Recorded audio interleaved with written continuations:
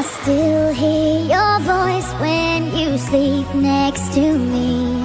I still feel your touch in my dream. Forgive me my weakness, but I don't know why. Without you it's hard to survive. 'Cause every time we touch I get this Windows feeling. on same hard drive, meaning a dual boot. So download the Kali Linux ISO and Win32 disk imager and place it on your desktop. So now connect to a pen drive and format it as a FAT32.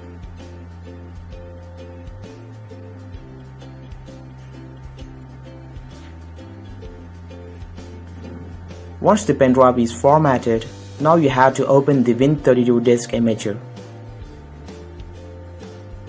Now you have to allocate for the Linux ISO.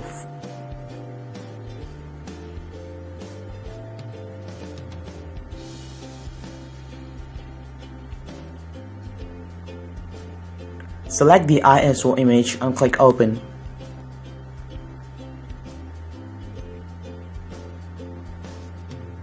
Now click on a write on your Win32 disk imager to start writing on your pen drive. So this process will gonna be take some time, so I'm gonna be fast forwarding for you. Once it's done, right click on a start button and choose run. Here type cmd. Once the command prompt is open, you have to type a disk mgmt, which stands for a disk management.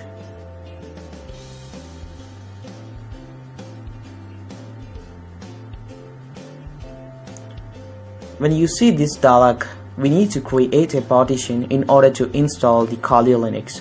So I'm going to use a C drive to shrink volume.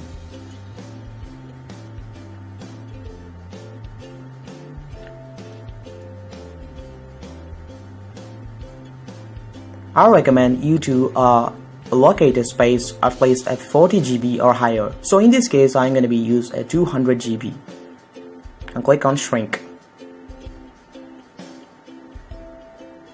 Now you can see an unallocated 200 GB partition, which is where we're going to install the Kali Linux on it.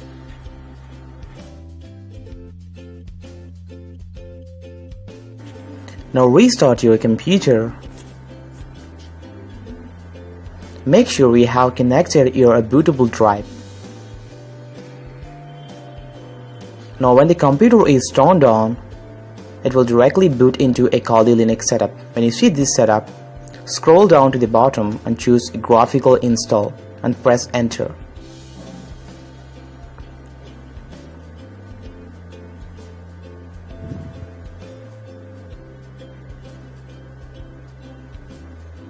Now you can see a Kali Linux welcome screen. Choose your language, location, and your keyboard language.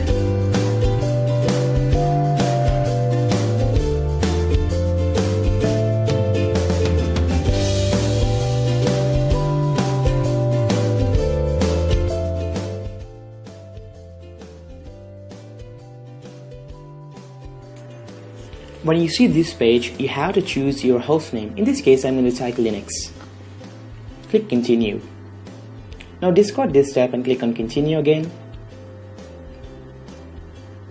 Now you have to set up a root password. Since the username is root, you have to set a password for that. Then click continue. Now it will be taken to the partition page. Now choose manual. Click on continue, and there you can see the free space that we allocated in Windows. Click on free space and click continue. Now we have to create a partition. First we're going to create a /boot partition where we're going to install the bootloader for Kali Linux. I recommend you to create a 1 or 2 GB. I'm going to use a 2 GB. Click on continue. Choose a logical and at the beginning and continue. So now at the mount point you have to double click it and choose a /boot and click continue. Now click on the done setting of the partition and click continue. Now you can see the